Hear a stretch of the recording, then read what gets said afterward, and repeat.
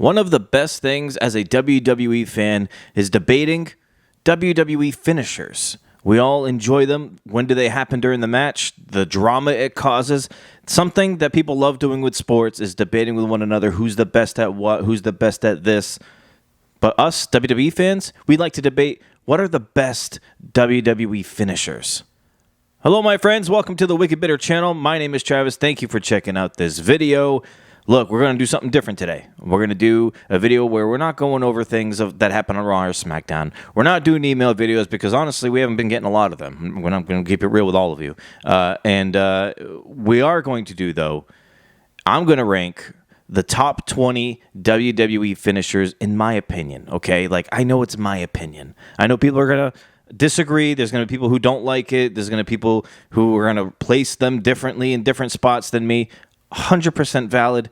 Your opinion counts. My opinion counts. But they're going to be different opinions. I can almost guarantee you, if not guarantee you, that my list is not going to be anywhere close to your list. But that doesn't mean I don't want to hear about your list. So let me know what you got. We're going to be doing numbers 20 through 11 today. Let's get into it. Coming in at number 20, the bro kick. I love Sheamus. I think he's underrated. I don't think he gets enough love. And honestly, this is a type of move where I think when I first started watching him, I didn't really care for. But over time, over the years, I started really enjoying it because it comes out of nowhere for the most part. I mean, sometimes you can kind of see it coming. But the move itself looks cool. It's a man that large doing a bicycle kick. The last time I seen somebody do a bicycle kick that large was Albert. A-Train, whatever you want to call him back in the day, Prince Albert. He did that bicycle kick, and even back then I thought that was pretty sweet. So for Sheamus to do it, it always looks rough, it always looks brutal, and a lot of the times the people who sell it, like Dolph Ziggler especially, ate that bro kick. I think that is going to sit nicely at number 20 for me. 19, the curb stomp. Curb stomp is a great move. Honestly, too, this is another one where I don't think it's going to be on a lot of people's list, at least this high, but I love the curb stomp. And the way Seth Rollins revs up for it, the way he gets in the corner, it looks like he's about to lose his mind. He can't wait to, it looks like he's going to go nuts, going to stomp on someone's neck. I think it's a cool move, especially when you incorporate weapons into it where he runs it and he stomps someone's head into like the steel steps or like the chair or something like that. So number 19 seems pretty nice here for the curb stomp. Number 18, we're going the power bomb. Now, there's different variations of the power bomb, and it's pretty much a simpler, basic wrestling move that I think a lot of people have commonly used. But there's just some power bombs that are like they stand out. They stand out compared to others, like Batista bomb.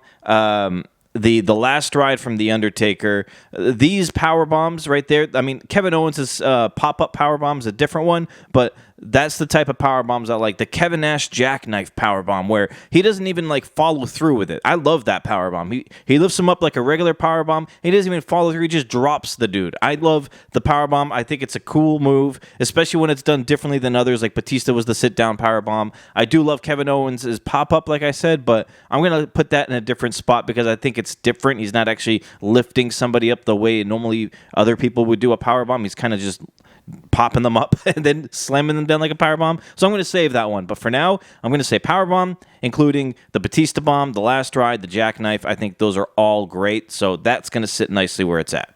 Number 17 is a little bit of a different one. I don't think a lot of people are going to have this one that high. But I really do enjoy this move. I got the Code Breaker from Chris Jericho specifically. I loved when he started using that move. I thought it was a cool, unique, different type of move that I didn't really see before. And it's not even like it's anything too complicated. It's pretty basic, but it looks so nice, especially when you got the right person to do it to. Or like when I loved when Jericho would do it out of desperation in a match. It's not like to really finish it, but when like he was getting beat on or like the match was going in his opponent's favor, Jericho would just come out of nowhere and hit that Code Breaker, and they'd both be laying down and both be exhausted. I thought that was a cool desperation type of move. That's my favorite use of that Code Breaker, just to hit it on somebody. And then when he started doing it off the top rope or the middle rope, I thought that was a cool way to introduce it too. So I like the Code Breaker, always have, always will. I would like to see it used again, hopefully by Jericho sometime in WWE again at some point. But if not, regardless, I like the Code Breaker here. 16 is a little controversial for me because I don't really care for the person who uses it, but I'm going with the jackhammer at 16. Look, the jackhammer is a cool move, and I will admit, Goldberg did do it really well. Like, out of his two moves, Goldberg really killed the jackhammer. It's a suplex turned into like a slam, and I thought that was a pretty cool move.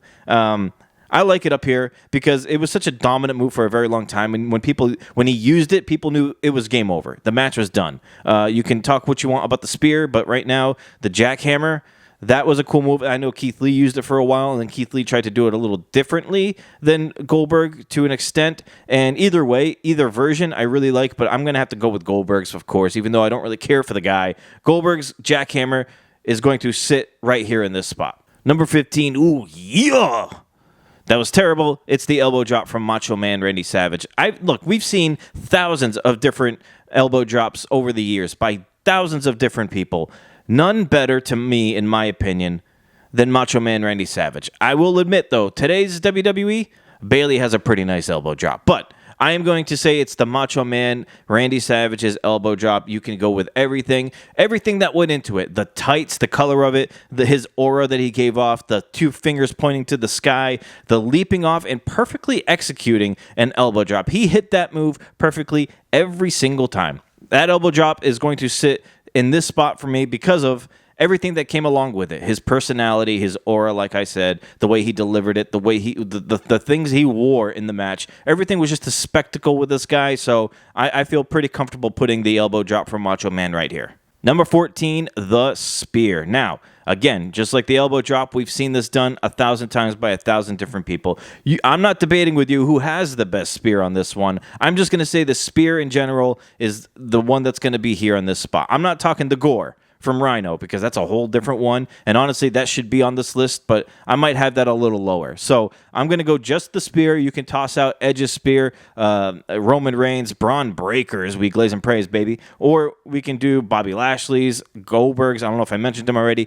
They all have spears. They all had their own spin on it. They all looked good in their own right. But I'm going to just generally say the spear will take this position for me because it's such a great move. When you load up for it in the corner, waiting for your opponent to get up, or if you bounce off the ropes and you kind of hit it out of nowhere, it's really cool to see happen in a show, and it always gets the crowd up on their feet every time a spear is hit, so I think spear is good right here. Number 13, who's that jumping out the sky? R-E-Y, it's Mysterio. Here we go. It's the 619. I love this move as a kid. It was great. And you know what? To this day, it's still a great move. And you think about how long Rey Mysterio has been using this move. And every time he uses it, he still gets a fantastic reaction. Now, there's other people that's been trying to use this move before. You got Io, you got Dominic. You've actually have seen Cesaro try to use it before.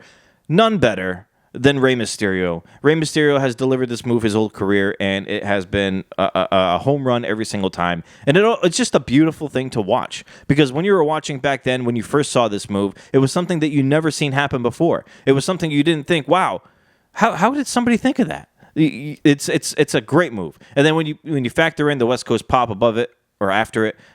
It's just a good, solid move here. The only issue is the setup of it sometimes, where you have to get them on that middle rope. You need like on their knees on that middle rope for you to hit this move. You can try different ways by doing it around the turnbuckle. We've seen Rey Mysterio try to do it before. But either way, it's a legendary move. I love this move. You might have it in a different spot, but for me, the 619 has to be in the top 20 for sure. Number 12, I give to none other than Scott Hall, or Razor Ramon. It's the Razor's Edge. I love this move, and you've seen people try to use it after Scott Hall, but none better, in my opinion, than Scott Hall himself. This move has been a staple in professional wrestling in WWE for a very long time. You've seen others, like I've said, try to use it, or they do use it, and it's all great. Everybody has their own flavor to it. It looks good on everybody else too, but I think the perfect person, when I think Razor's Edge, obviously not just because of the name, I think of Razor Ramon and Scott Hall. I always picture him hitting that, especially the one he hit on the 1-2-3 Kid, where he just like planted him like that. That one always sticks out of my mind every time I think of that move. But yeah, Razor's Edge is a beautiful move. I like it. The delivery, the setup of it sometimes can be a little tricky when you're trying to factor in the weight and trying to time everything right of your opponent. But either way, I love this move when it's hit because it looks like a finishing move. It looks like, wow, once he hits that, how does somebody get up after that? So I love the Razor's Edge. I think it's going to sit nicely in this spot. And we're going to round out today's top 20. This is going to be 20 through 11. Number 11 today, the angle slam. I love this move. I don't think this move gets enough love by people. I really don't. You got Kurt Angle with his moonsault. You got Kurt Angle with his ankle lock. But Kurt Angle's angle slam is one of my favorite moves all time. That's why, for me, it's number 11. I think it's an easy move to hit on like literally anybody. You could do it to anybody. And you could do it at any point of the match too. So I love this move. You could do it off the top rope. You can do it in the ring. You can do it outside of the ring. Everything works with this move. It's a good move. It's simple. But sometimes less is more with the angle slam. It's literally one of the most simple moves ever. I was hitting this move on my little brother when we were growing up on the couch all the time. It's a great move. And then sometimes some people hit the extra spin on it. When he did it to Shane McMahon, when he's done it to Brock Lesnar, took a good one. Rock took a good one. I mean, Kurt Angle with the angle slam, to me, Kurt Angle 2 is like my top 5 all time. I love this guy. And that move for me will sit at number 11 because it's a great move. I can't say it enough. To other people, it might fall little lower or maybe a lot lower, but to me, easily top 20, and in this case, top 15. This is my number 11 move. All right, my friends, I appreciate you checking out this video. Hopefully you didn't mind the countdown. I know it's something different we're doing here on this channel. It's something I want to try doing more of, these little top 10s or top 20s or whatever it will be. But yeah, this was 20 through 11. This is part 1. Part 2 will be out the next day. I hope you all enjoyed the video. Please give it a like if you've liked my list. Or if you didn't, please give it a like anyway. I'd really appreciate it. Yeah, please give it a like. Please subscribe if you haven't yet. If you're new here and you like WWE content, I got WWE content every single week. You're going to want to be here for it. So I'd appreciate you hanging around and being cool with us here. We're all great people on this channel. We all get along and talk in the comments. And it's just a fun environment. If you're a WWE fan, you're going to want to be here. So I will see you all in the next video. And yeah, until we meet again, my friends, as always, stay bitter.